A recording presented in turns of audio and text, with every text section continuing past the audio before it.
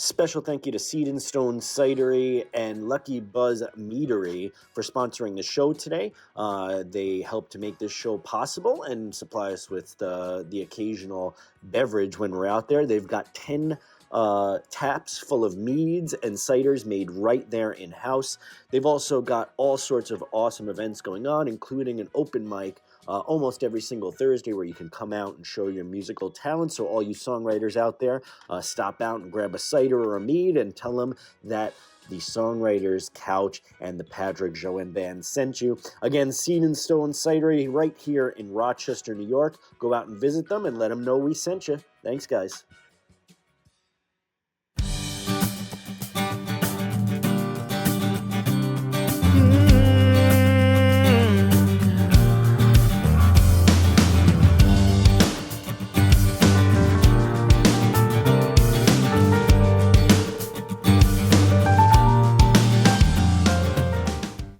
All right, welcome to episode number 17 of the Songwriters Couch. Happy New Year to everyone. I think this is going to be one of the second episode after the new year. Happy New Year to everyone. Happy 2024. I hope this is the best year that you're having. On the episode today, we have Mr. Josh Ketchum in some fancy gear, some fancy outfit. Folks. Yeah, and we'll explain that the Bills gear that Josh has got on today. And I want to thank you all for getting us to episode number 17, especially our sponsors, Seed and Stone, who makes this all possible and keeps us online and plugging away and making music and these crazy videos that you get to see every couple of weeks. Thank you, Allie, for doing the camera work. And thank you, everyone that listens. If you haven't yet subscribed to the YouTube channel, go out there and do that. Subscribe anywhere you can, where you get your podcasts, et cetera, et cetera. And we do have a Patreon page as well. For as little as $1, you can help support us and keep us online as well. And I've had a couple of whiskeys before this episode has started, so I'm gonna move it over to Josh here to tell you all about him and what he does. So Josh, cool. What is it you do?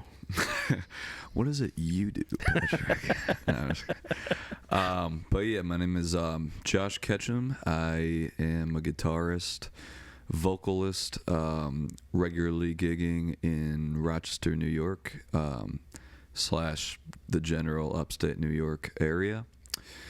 I write my own songs, play some covers, both solo / with my band LFG. I'm also working on a duo project with my friend Chris Glide, and am kind of in another band right now called Freehand. So, Freehand. Yeah, it's busy with one of my brother's old friends from his grade, from when we went to high school, and who reached out to me. So it's all cool. Right. Yeah. So looking forward to seeing that. Cool. Yeah, that stuff. They're a talented band. They're kind of like a jam sort of rock fusion band that I'm stepping into. So yeah, it's cool. Rock fusion with what? What do you think? What's it? Is it it's metal? Like they have a song that kind of instrumentally sounds like maybe like a song by like the band Traffic, like from the 70s or something. Traffic. Yeah, they're just like very That's a deep, very good, like deep music. cut right there. You're pulling out Traffic. Wow. Yeah, they're just like jammy and like really good and shit. Yeah. All right, excellent. Before we get started, I think we need to talk a little bit about your outfit and what you're wearing, because this is going to be maybe a little post whatever happened already by the time people are watching it, and some people are not here in the upstate New York region and are wondering why is someone wearing this blue and red and white gear with pictures of buffalo on it. So what's the reasoning behind the getup? Well, Patrick, you see, the Bills the Bills clinched the playoffs today. That's right. As a result of the Jaguars completely choking to the is that what happened? Because I didn't. The game happened while I was band practice. Oh yeah. So they choked. Is that what happened? Yeah, basically, all they had to do was beat the. They were currently like 5-11 Titans, and the Jaguars were like 10 and they were like 9-7 before this game, and they had a winning record, and they couldn't beat the 5-11 Titans. Huh. And so basically, a bunch of like playoff math pretty much has the Bills in the playoffs. So now they're in the playoffs. Yeah. So basically, they were in the playoffs. What, 2 years ago? Right? Did they get into the first? They've made the playoffs like the last like probably like 3-4 years or so. Yeah, with Mr. Josh Allen at the helm, right, running things. So, so what? The reason why you're in all Bills get up? There's a game that's going to happen a little later tonight in a couple hours, 2 hours or so. Yeah, about 2 hours, where that sets them either into what, the second seed or So if they win tonight, they'll be in the 2 seed and at least guarantee one home game for them in the playoffs. Yeah, so Josh is excited because obviously you're not a Titans fan. So I'm wearing skiing glasses. Yeah, because it's snowing out. It's snowing out here in balmy Rochester, New York. Good luck for the Bills. Yeah, it might be. It might be. So by the time you're watching this, I'm hoping that the Bills are in their second game of the playoffs. Let's say that. I don't know if the timing is right on it. We'll see. But besides that, Josh, what have you been up to, man? Like playing music and... I'm pretty much just regularly gigging right now. I'm working at My Wine and Cheese in the kitchen for the time. Oh, are you? Yeah. Right on. That's the perfect perfect musician gig, though. So what are you doing there? You're preparing the food, or you're... Yeah, I'm cooking in the kitchen. I'm one of the cooks in the kitchen. Hopefully that'll be able to continue for a while more. I don't know. I don't know. Me and Michelle have been sort of talking about how with my music schedule, like on the weekends, like it might not really work out in the long run because, like during when I have gigs, like is when the shifts at My Wine and Cheese would be there in the weekend. But so how do you feel about that versus how? So is this your manager at the day job thing, or is this the? So it's really just how my schedule pans out. It's kind of complicated, but we might try to figure it out. I mean, it's like sort of like a mutual thing where like we're trying to figure it out now. But so let me ask you this, because that's an interesting transition from talking about the Bills to where you're at. So let's get back into music a little bit. Exactly. So you have a day job, obviously, at this point in your life, right? And I'm supposing that probably what you'd like to have is, you get where I'm going with it, right? Is have music as your central income. Yeah, definitely. And so most likely, I could see in your mind the decision between, okay, well, if your day job and your music career were to intersect and one were to get in the way of the other, which way would you probably lean towards? Ideally, and I'm not trying to put you on. Not trying I to try put you. to make room for either one because I really enjoy cooking too. Of course. Oh, do you like cooking? They're both like creative outlets, but you and I are like that. I like cooking too. Preferably in the future. You want to be a singing chef? Honestly, I don't really know if there's a singing chef position. I'd do that up in a heartbeat. In a heartbeat. Making pancakes, but to the beat of something, Exactly. Like, pancake syrup. Playing during open mic. Yeah. Here and there. All right. Yeah, I've already done that. Like I've had like a shift during open mic. And, really? I played at the end and of the you night, went up like during or after your. It's almost like I am the singing chef. That's brilliant. That's weird. It's like some marketing. Yeah. So let me ask you this. So Josh, I don't know you well enough to know like where you got started with music. When you first started getting into music. So was it something where your family or where you grew up, whoever you grew up with, were also musicians, and there were musicians like in your surroundings when you grew up, or was it like how did you get into playing guitar and all that? Right. Yeah. Because obviously music is like in your blood enough for your boss to know like, we got to work around your schedule because I know music making and playing is important enough to you to do that? In my molecules, in my particles. Yeah. Yeah. No, I was just like born with it, you know? No, I was kidding. But just born a genius of musical caliber. Yeah. But yeah, so honestly, like it's kind of like a mix of like just being around like just like environmental factors to sound smart. But like basically it started with our grandma, our Nana on my mom's Jewish side of the family. Yeah.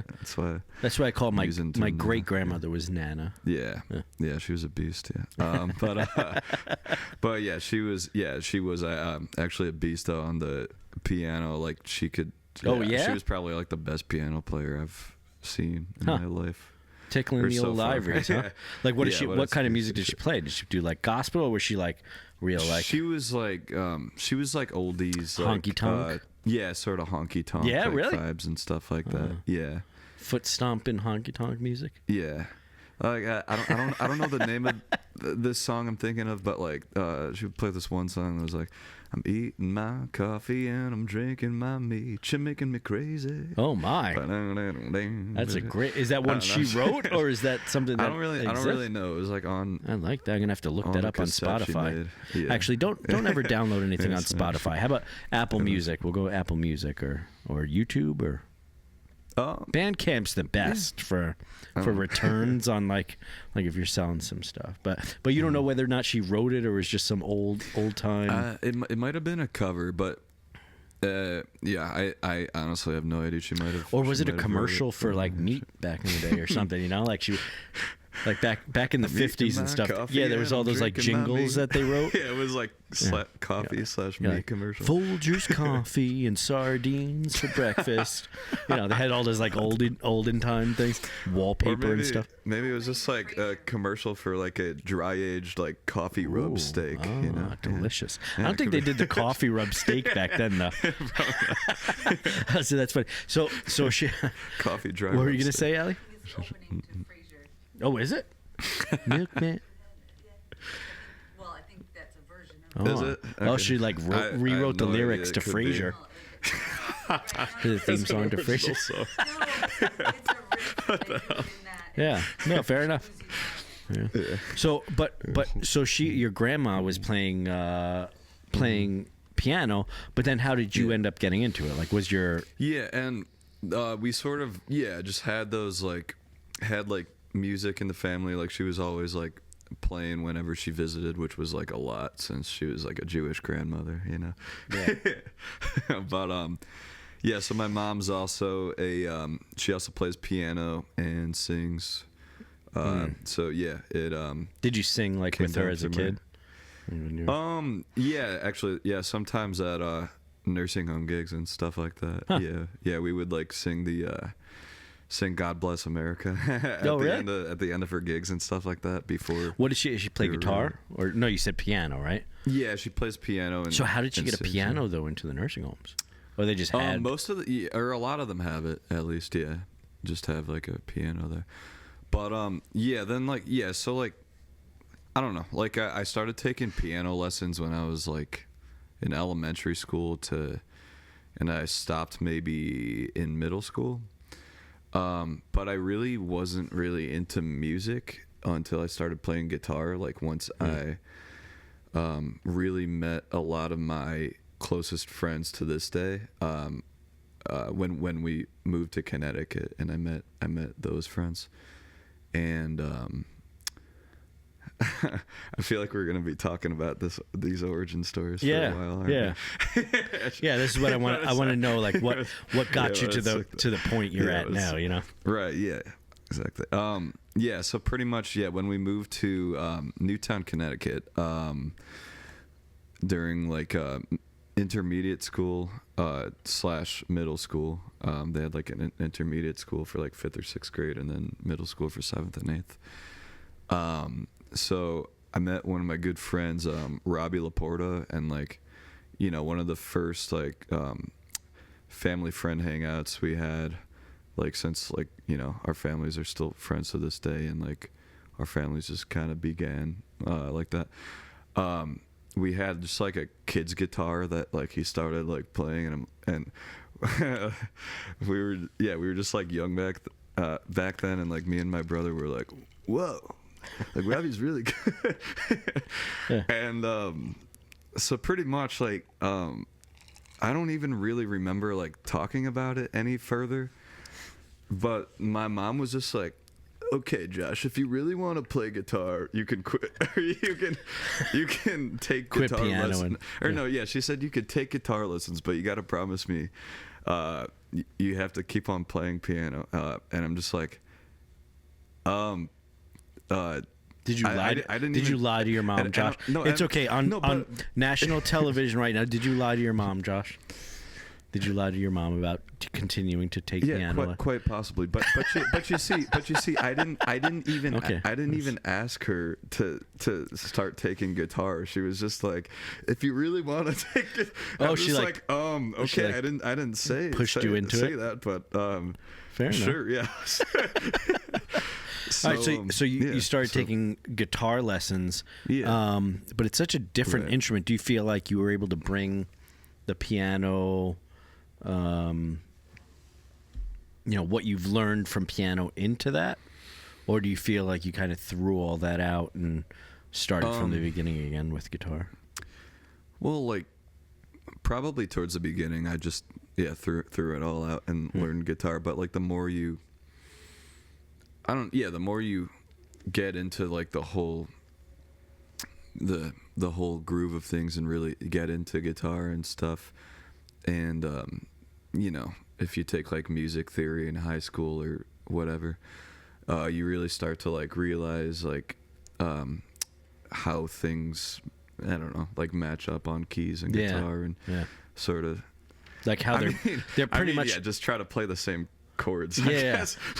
Yeah, it's like because music theory is interesting because I just started kind of getting into music theory. I never took classes or courses. I never studied music, but music theory is interesting because it kind of, I feel like it's based upon the piano thing, and so a lot of scales and all that sort. The patterns to them are much clearer if you play piano. Right, about how that stuff happens. When you start playing guitar, it's like you can't. It's like some maniac decided how the notes were going to be laid out on Like the if guitar. you're playing a scale, there's no way I could tell you the exact notes I'm playing. But if you, it's like they with the theory. That's why I've always found it hard to get into music theory because I wasn't a piano player to start. I feel like people that learned on piano to begin with, it's kind of easier to pick up the theory and all that stuff. With guitar, it tends to be like you learn a bunch of songs you like, by rock guitar players. Yeah, compared to like. But I feel like that sort of let me. Let me be freer with what I was doing with it and writing from a place of, okay, what just kind of sounds good together, as opposed to, okay, this within this scale, these are the notes that work with each other, and let's put those chords together, and this is where you should go. I just have no sense of or no education on where it should go, and so sometimes I can make surprising jumps where I get into a scenario in a band where they're musicians who are trained with theory and all that, and they're like, oh, that's strange, or they'll say, oh, it's this weird thing that you're doing, and I don't know that's what I'm doing. Yeah, exactly. There's like these like music theory geniuses that are trying to analyze everything, and it's just like, bro, like just like try to create what sounds cool. It's like, so when you go out and play, do you primarily do original music? Because I know you have your original music, but you have to, obviously, if you're doing, especially locally here, you're doing bar gigs, you're doing like coffee shops, and you're doing like the brewery scene, which is such a weird thing to say now because there's a whole brewery winery scene now too with music, but you got to throw covers in there too, right? Yeah, definitely. Like it's not, unfortunately, but like definitely there's a lot of venues that prefer like cover songs for just like people to dance to something familiar they know. But yeah, definitely I like throwing a lot of my originals in there, and yeah, like if I could, I could probably play like a whole set of just originals, but I honestly like playing covers. Have you not done a whole original set? No, we definitely have, like, in our old band and stuff like that, but I think it's just a type of thing where when I'm playing out, like, I know that, you know, most of the like places I'm playing at want some covers at least. Yeah. So I play a lot of originals, but like I also play just like covers I like, and I'm pretty sure other people will like. So it's an interesting thing because I know that you play out quite a bit too. So so when I go out and I play a show, even though I know the venue, right, or I played there before, sometimes it comes down to that day, like you have a set list, but I'll actually alter it right before based on what I'm seeing out in the audience. Yeah, the right. So like the demographics of who's in the audience. I'm like, okay, well we should add this in, we should take this out, we should, you know, my band sometimes hates that I do that on the fly, but it always ends up working out better tailoring it to who's listening. Almost then to just saying, this is our set list and that's what I'm sticking to or whatever. Yeah, exactly. So but original music is what I'm really interested in because of course it's called the Songwriter's Couch. Oh yeah. Right? So when you write your original music, and how many songs would you say you have written at this point, like original tunes? I have like around 100, I'm guessing. All right. Yeah. So you write a lot. Yeah, back from college. Yeah. So like how do songs, you? What's your process for writing when you start writing a song? So pretty much, there is no set process. Yeah. At all. No, but I mean, but there's probably some sort of a way that you go about it. So does it spawn from your guitar playing? So the reason I say this, like, I had my daughter come to me with a melody and say, could you put rhythm, you know, put some backing music to that? And that's extremely difficult to put my mind into that frame of like taking a melody and then writing the rhythm section behind it, versus the way I write typically is I'll write the rhythm section to it and then add the melody after the fact. And the majority of it, and the viewers at home know this, the majority of it is written in my boxer shorts drinking coffee in the morning before I go out for the day, you know what I mean? Right when you wake up. And so that tends to be, for whatever reason, the inspirational time of my day where things kind of just are clear and they come to me, you know? So like, so like how does, I guess, the majority of when you write, like what does that look like? So it's been just like throughout the whole time that I can remember that I've like started writing songs, like up until now, like it's really just been a bunch of different things, really. Like sometimes do you ever just like wake up with like a melody or like something in your head, like lyrics, like just like words or something like that, like a thought?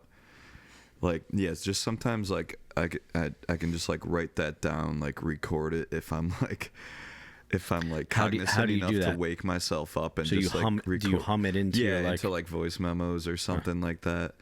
Like, so that's like, I feel like the hardest way to do it, because like I feel like that sort of thing happens, like those creative weird like thoughts from like another dimension, if I'm sounding weird.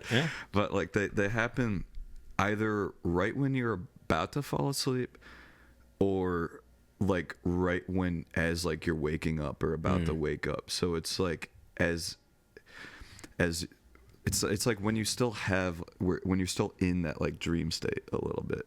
It's like weird. You have all these like thoughts and stuff. Yeah. So what is, if you can elaborate a little bit on that? Right. What is that? Yes. What does that feel like? Because I feel like there's a lot of people. There's probably musicians that watch and listen to us that understand exactly what you mean by that. And then there are people that don't write songs that are musically inclined, right? But they don't quite Or maybe they do. Again, like it doesn't always have to be like that. Like most of the time, I don't think it is like that for me. But so do you like, think it just happens like so you that think sometimes. for the majority of the time you're consciously writing? I don't know. I don't know. Well, let's see. Yeah. So, The reason I asked that, right, is that's a good because question. it seems to come from somewhere, and I've mentioned this. Like it seems like you're remembering the song versus writing it, right? Because it's a strange. In that dream state, like way. Yeah. Yeah, sort of. So. Yeah. So, but what I'm trying to like get to the bottom of that thing, right? Where does that come from? This the dream state thing? Yeah. Okay. Because a lot of songwriters, that's the way it comes. It just happens. Who was it? Bob Dylan. There's a lot of famous songwriters, big songwriters, that were like, I don't know where it comes from, but it's not from me. It's like God writing it. Another dimension. Yeah, bro. but it sounds so bullshit. The DMT. But it's gods. not, like it's like I don't know where the music that I write comes from. It's like memories of the soundtrack to things or songs I've heard in the past. And sometimes I write something and I'm like, after I write it, I'm like, oh, that's actually this other song. Yeah. But other times it's like I don't know where that thing is, and there are probably over 24 times where I've written a song and I don't know what it means until like 2 years after I've been playing it. From like the feeling of it. Yeah, like I'll write the lyrics to it, and the lyrics seem to, in my head, they're like, this is just nonsense. Right. But after I'm like, oh. But it's just like flowing. I remember you understand it later. me at that time, and those lyrics actually mean such and such. Right. But as I was writing it, that's not what I was thinking. I wasn't thinking I'm going to put this into this theme of, and I write out a what is that called? When you write a book report. You know what I'm talking about? Where you have to write the subject and then the point. Thesis? What is that called? Thesis? Outline. No. Oh, outline. That's what it is. Yeah. An Yeah, outline, right? So, like, I'm not sitting there doing that for the most part, but it tends to be very cohesive even after, after several years. I realize, it makes sense. Right. And so I'm trying to get to the bottom of like where that comes from, and then secondly, why are you so drawn to music and continuing to do it? When some people say I love music and I love watching music and the like, the act of going out and performing and writing music is such a hard, I don't want to say career, but career to even attempt to pursue, because it's almost impossible to make it in the music business, right? But there are musicians that do nothing but go to their local pub or whatever, do the open mics, play music, but it gives them such a feeling of joy and fulfillment. Yeah, like I'm trying to come to terms with why musicians are musicians, why songwriters are songwriters. I think it's really just, I mean, for me, I can't speak for other people, but for me, I feel like first of all, it's kind of like catharsis. It's like you kind of need like a release sometimes. You kind of need to understand yourself better and stuff like that. But then second, it's just basically understanding yourself and your place in the world, I feel like, and trying to better yourself, like / like the world through your music, or at least understand how it could be better and take steps to make yourself and the world better. I'm repeating myself. Yeah, but I understand it's like hard to like vocalize what that feeling is, but it's so I'm like so drawn to it. Yeah, like I can't imagine a time in my life where I don't want to go out and perform music or write music or at least play guitar to my friends and family in my house, and I don't fully understand why that is, except for when when I'm playing something, and even if it's at Christmas, let's say, and the guitar's out, we're all playing a cover song, everyone's singing along. There's a joy there, and I had someone compare that once to church, being at church. This is our church when we go to open mic or whatever. Right, yeah, just like the community. It's this, music. This like, it's almost like you're happy place. Yeah, like you're praying. I don't know. I'm trying to get to the bottom of it because I don't understand it or something. Yeah, like what is the draw to it? Of playing music that's so powerful that you can get up on stage and there's only a bartender in there. You're getting paid nothing. It's annoying because you have to drag all your equipment out there, right? But yet you continue to do it every single time. It's not just because I want to be in front of 1,000 screaming it's also 'cause fans. it's better than most jobs. Because musicians will do it in front of no one, right? There'll be musicians like Daniel Sprague, if he's watching. Shout out the heavy metal guy, makeup, goes out in the street, takes his little amp, plays guitar, just by himself. People sometimes yell at him while he's playing it, but he goes out there and continues to do it. It's such a powerful draw that he'll do that, and there's a lot of musicians out there, and they'll be in their 60s, like never made any profit off of their music, nothing, but still continue to want to do that. And I'm just wondering, like what draws Josh Ketchum to go out and perform. And I'm not saying that you don't have people come out and say that's not at all, but I'm saying like your original music, and I do that too. I've played to the bartender, I've played to no one, I've had to actually duct tape a microphone to a coat rack once for a gig, just so because they were like, oh yeah, we have a PA. But yet I continued to do it. And you're saying like, your family had musical inclinations and the like, but what continues to draw you to it? Yeah, really. I feel like a lot of it is just from like the start of when we really like made all those friends in Connecticut, and it was just that like common interest and passion we had with everybody that was just like we could just like create and like play together and like have like the best time of our lives and stuff, and like that's when I really realized that I wanted to do music and how it could be different than just fucking like taking piano lessons and playing at piano recitals from like hard ass piano teachers. Or not that.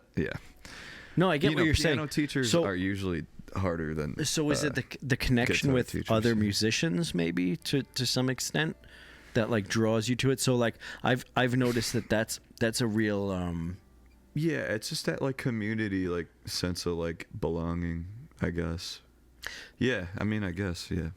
That feel, and like I feel like I think there's like a quote out there, like I've heard it before, that like it's like that like music is like what feeling sounds like. And at least like I don't know how philosophical or religious you can sometimes get. Oh yeah, or like in your head or whatever. Real deep. Like stuff like that. Real deep. But I feel like I don't know, in the midst of when I was like, thinking about all that philosophical stuff the most, like when I was like, I guess most in my head about it or stuff like that, whatever, trying to figure out all those things, like navigating feelings and stuff like that. I kind of like my interpretation of it is that sort of like feeling / like just like the whole like force of the universe, if you will, like that's sort of like God, like personified, like feeling like the force, like light and darkness, like love, if you will, just like spreading. It like is. just It's like very similar. all encompassing energy of like everything is like God, and I feel like that's what comes through when in music that. Yeah, like and it's that it's feeling, interesting you know? because when you play with other musicians, and I can 100% relate to that, right? When you play with other musicians and you're on this thing that's happening when musicians are having a good time together, and you said it's like the best time of your life. It literally is. It feels like it's like walking down the stairs Christmas morning. But for the entire length of a song, you know, or whatever you're jamming on, or whatever. Or it just feels like, you know, why can't the world just be like this, like jamming like nonstop and not having to worry about like it's like freaking like scam callers and not having to worry about actual jobs and bills and stuff. I wonder if that's why a lot of musicians take up drugs and stuff, because they're like, God, it could be like this, but it's not like this. But that's interesting. So I wonder if there's something to that too, because there's like a level or an undertone sometimes of sadness that I found musicians have, of like they know what it, like where things could be. Yeah, and I definitely relate to that. Yeah, and so like almost playing music is like you see where it's like trying to show people, like, did you see where this could be, especially when you connect with an audience or people you're playing with. You know, you have someone singing, especially if it's some drunk lady that's just singing along and dancing in the audience, but like I feel like that's why like musicians like kind of like need that sense of catharsis, like, you know, is to like sort of just like to display their feelings, like, I guess publicly, like out into the world, and like kind of like make known like stuff that they're feeling and stuff like that. Do you typically write from an emotional standpoint, like from real things that happen in your life? Like how do you if you were to I guess consciously go about writing a song, would you write it about, let's say you just had a breakup or something, or would it be something where you want to entertain a crowd, or like what is the reasoning behind writing a song, I guess, for you? Well, the reason behind writing a song, I think first and foremost, is just for you to like feel better and to like further understand yourself and your place in all this, like in the universe, I guess. Yeah. And like, what's going on, and you know, stuff like that. How it could be better. But then like, you know, at least me, like I'm definitely cognizant of when a song I write is good or whether it's like horseshit. So how do you make that distinction? Is it because people react to it, or is it? Well, no, it's like, I don't know. I like to think I can just like know when my lyrics are like really bad, or whether whether I'm like, you know, like you feel like a sense of like resolution, like, you know, like when you're like done playing a song or writing a song. Yeah. You know, yeah. So, and then like, you know, when you play it out, I guess it's like it's more rewarding when people react to it as, you know, you did when you first, you know, finished it, or like were in the process of writing it. Yeah. Like when they feel what you felt when writing it or stuff like that. But yeah. What I've really gotten into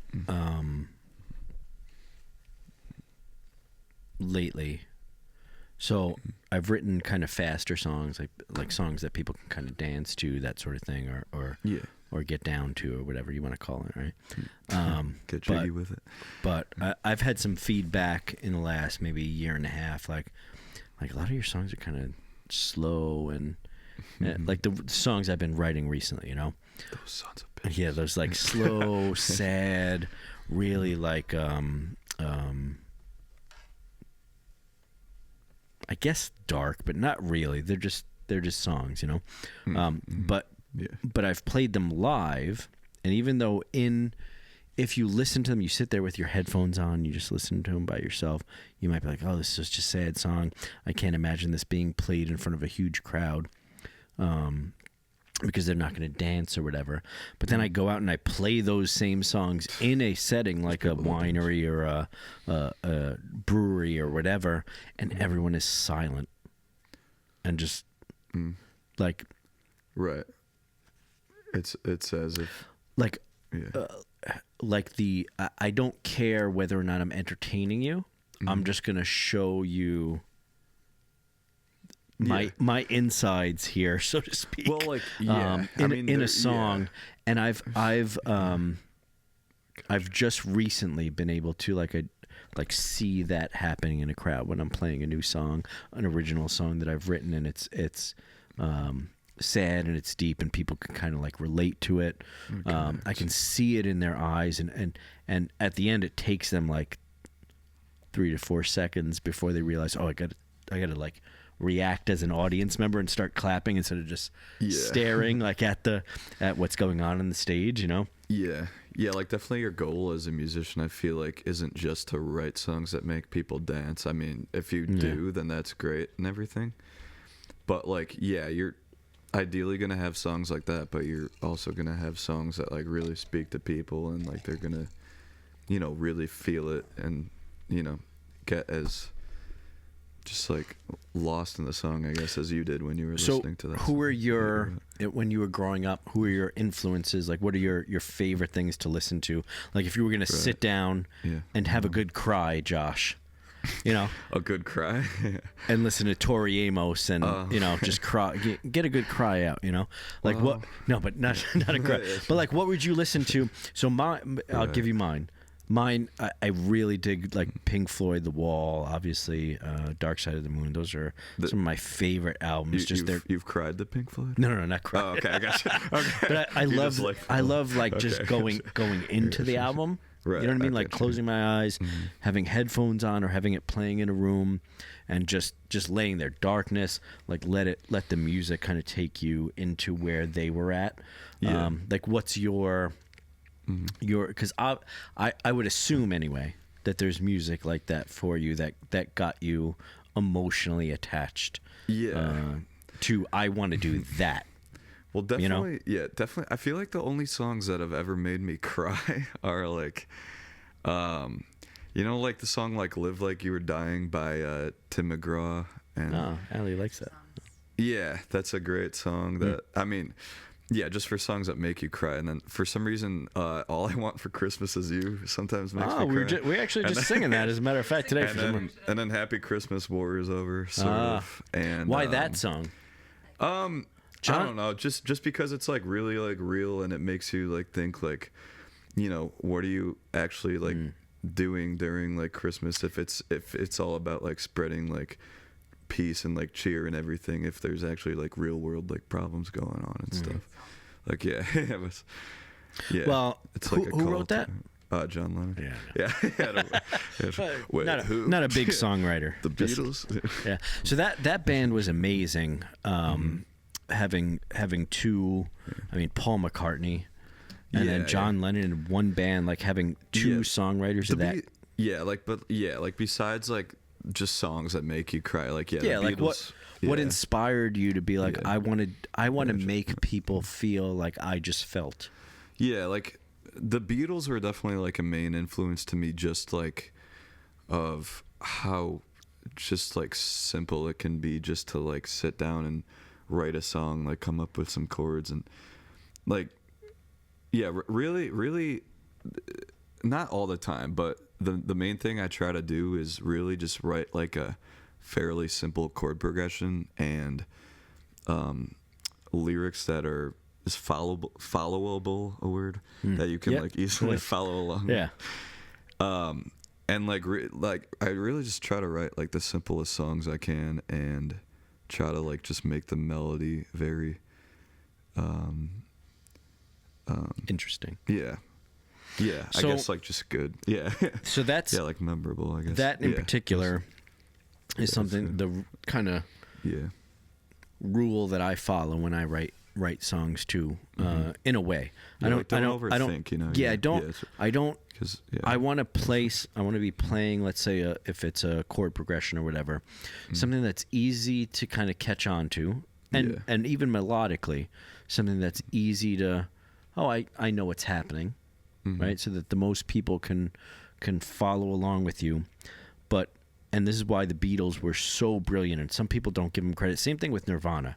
Right, Kurt Cobain. Yep. I know a lot of people feel like, oh, you know, it was simple. He didn't know what he was doing on guitar, et cetera, et cetera. But to write something that's from a technical sense, somewhat simple, but make it interesting enough where people will listen to it again and again and again, and it doesn't sound. It never becomes boring, right? Where you can listen to a Beatles song again and again and again, and there's always something you kind of pick up the next time. Like, it's interesting, even though it's in a format. Like I strive to write songs that by the second bar of the vocal part of the first verse, people already feel like they know the song, and yet you're delivering something in that that they can go back to and listen to, and maybe hear a part of the story they didn't know that's where it was going. Maybe something melodically or something musically that's in there that's surprising. And I think that skill set is something that is sometimes overlooked as being, oh, well, they just write simple songs. They were kind of a pop band but the fact that people can listen to those things over and over and over again, there's a complexity in the simplicity of it. Exactly, yeah. And like, yeah, really, like, early Beatles were still like really good and everything, but you know, it was pretty much just love songs for the most part. Like, let's be honest, but they were still like good songs. But love me do during their drug era, I mean, their songs were still like maybe kind of simple, but they definitely like branched out, like they expanded like their musicality like so fucking much. Like it's so much more like detailed. And like Sgt. Pepper.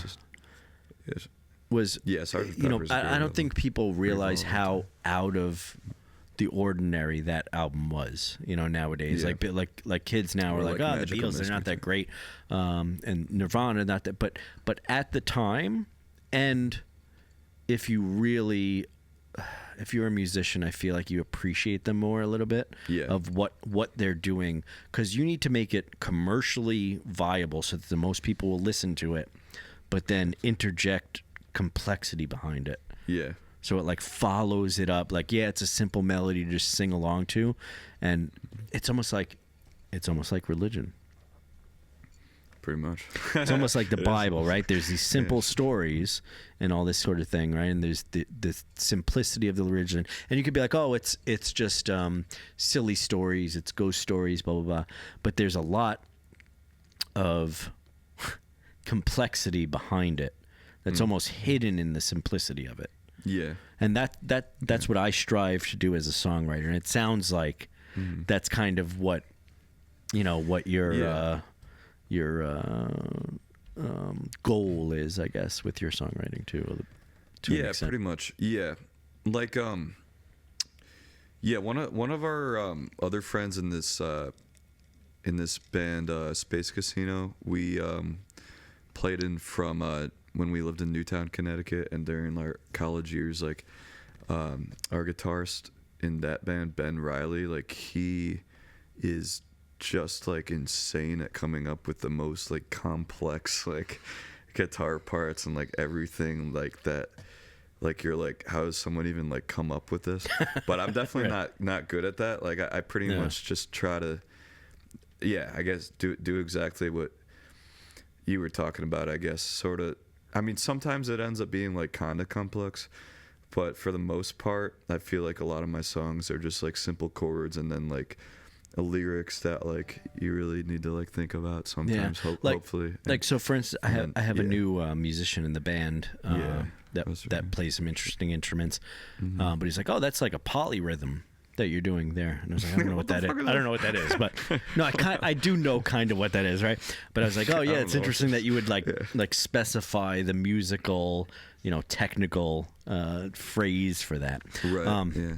And so we're running out of time here, and we're gonna, Josh, have another one of these sessions here, okay?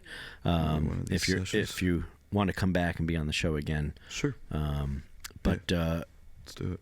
Speaking of songwriting, you're gonna perform something for us, yeah? Yeah. You still up for that? Yeah. Okay. So you're gonna perform something for us. If we can cut to this camera here.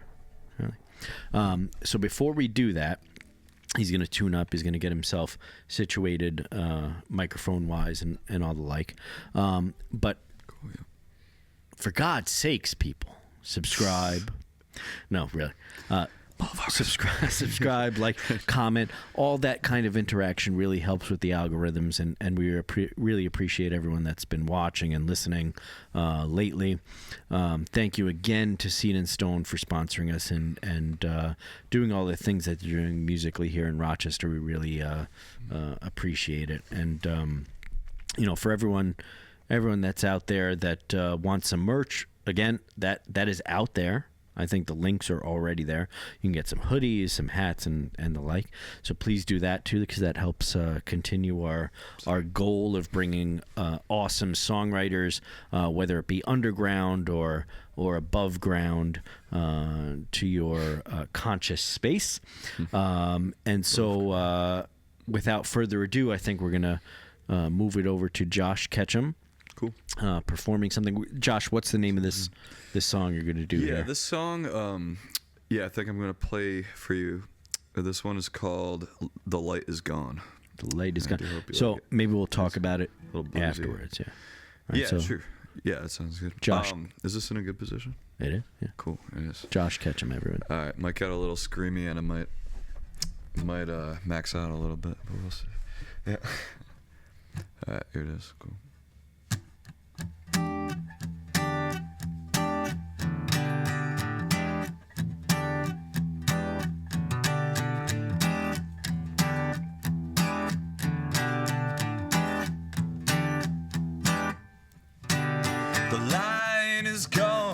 Truck comes away to light what is gone and live another day. To pick up the pieces of a life I once knew.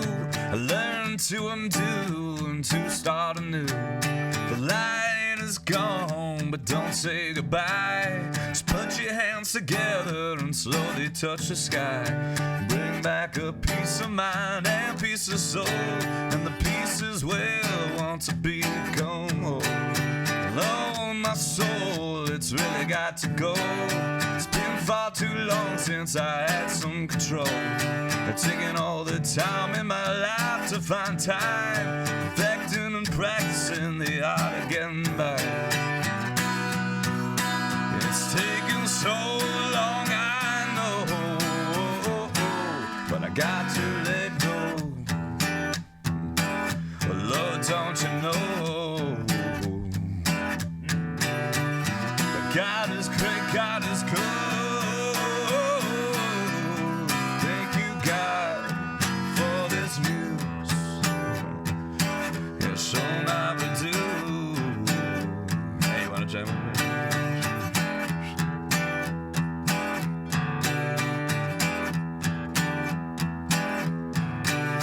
The lights in the clouds, but it'll come back out.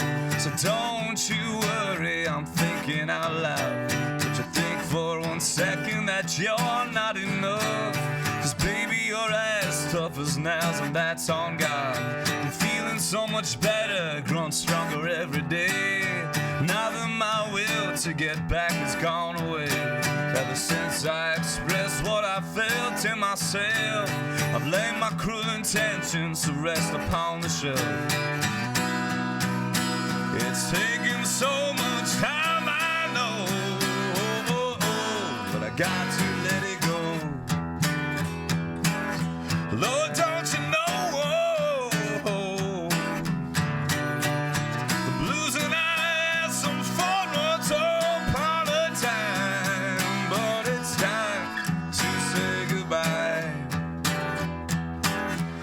it's got to go. Come on in, baby, come on. Take it away,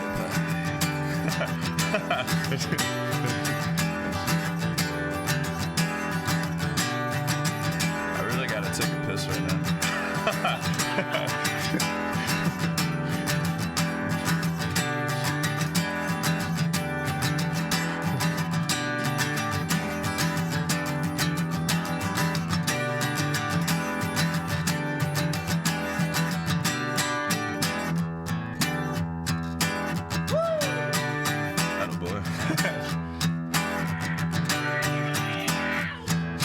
What the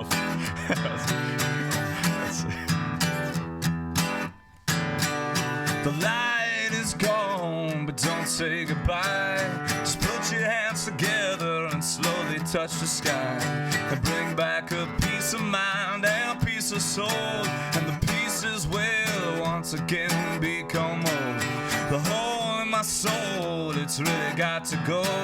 It's been far too long since I had some control. Been taking all the time in my life to find time, perfecting and practicing the art of getting by. I've cleaned up some mistakes with my Windex and glue, learning copy and paste, redo and undo. My computer commands are growing better with age. Press any key, here I am, turn the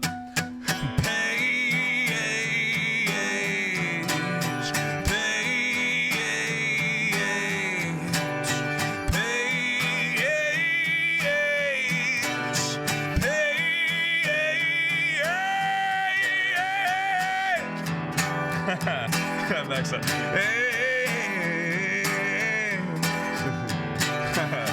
Come on in, come on in, come on in, come on in, come on in, come on in, come on in, come on in, come on in, come on in, come on in, let light in, come on in to the songwriter's couch. Come on in with Patrick Joanne. Come on in, come on in, come on in, come on in, come on in.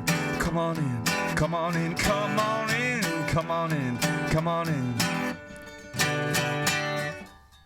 All right, there we go. All Good right, shit, boys. Josh Ketchum, everybody. Attaboy. Josh Ketchum. I had to take the volume down. You're peaking the shit. Yeah. So the distortion is 100% natural. There's no pedals, no nothing. That's distortion on an acoustic guitar. Yeah, I used the term maxing out. It's actually called peaking out. I don't know shit. It's also, I need to do garage band stuff more of that. Well, but, Josh. Yeah. Why don't you tell the good people at home here where, again, they can find you, where if they want to connect to you, they want to come out to a show. Okay. First of all, do you guys like my look?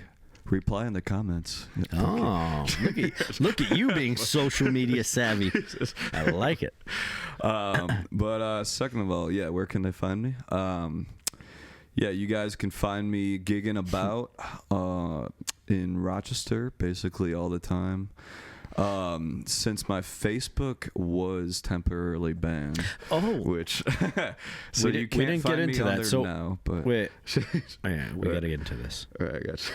So you were banned. Yeah. So basically, don't download Facebook, kids, unless you're a musician, because it sucks. So basically, as musicians, what we have to do a lot of the time is just message venues, like a ton of venues, pretty much just for gigs. And that, while that sounds really simple, Facebook doesn't make it that way. Yeah. So to save time, a lot of the time we just copy and paste like pretty much the same or a similar message to multiple venues. And when you do that on Facebook, they view it as like soliciting or spamming. Spam. And so, yeah, so they stopped me from messaging sometimes, like after like a few of those like similar messages that I would send to venues. And then like after like a few times of doing it, I think they just freaking like banned me. And I'm like, what the hell? Well, yeah, so not even through Messenger like, though, Josh. So if you have a if you have like you joined a bunch of groups, Facebook groups that are like trying to get your music out there, and you post the same thing to all of them. Yeah, that's after like 4 of them. Facebook's like, yeah, no, you're spam now, and we're not going to let you. It's weird. It's Mark Zuckerberg isn't as smart. Yeah, as he thinks. Let's address Mark Zuckerberg. What I want to know, Josh. Yeah, what do you want to say personally to Josh Illuminati. or to Mark Zuckerberg? Fuck you. Oh my, that went right off the. That wasn't even like a gentle, but yeah, me too. Yeah, me too. True. Yeah, samesies. Samesies though. But yeah, so you can't find me on there right now, but if there, you so can. Josh, how do you spell your name? How about that? My name is spelled Josh space Ketchum.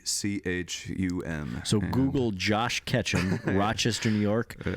Guarantee you'll find him. Yeah, and you can find me on Instagram at my username is Joshes23, and that's JOSHEZ23. There you go. That's pretty much it, as long as Facebook's still. Beautiful. Josh, I'm going to give you a left-handed handshake. Good shit. Remember, kids, take guitar lessons, not piano lessons. That's right. That's right. Unless no, you take don't piano wanna be lessons, cool. quit them, and then take up guitar and forget everything you ever learned. Exactly. That's you won't right. be cool as long as you play piano. You won't become a heroin addict as long as you keep playing piano. Well, actually, you might. Yeah. Ray Charles. Yeah. I guess it's just a musician. This is a sad episode. Let's not it's do turned heroin, into a though. sad episode. We will only drink. we will remain sober after this episode. Josh, thank you for being on the show, brother. I appreciate it. I'll be at a show sometime soon, and hopefully we'll do something together as well. For sure. Thanks for having me, man. Good luck on your future stuff, and we'll have you back on the show. And especially, again, I just want to say thank you to everyone that watches and listens. Thank you to Allie again. Happy fucking New Year, 2024. And if you know any songwriters or what have you that want to be on the show, please send them our way. And don't forget to buy merch. And go Bills. And go Bills. Yeah. There you go. Let's go Bills. And thank you everyone for listening. We'll see you on the next one. I'm signing off.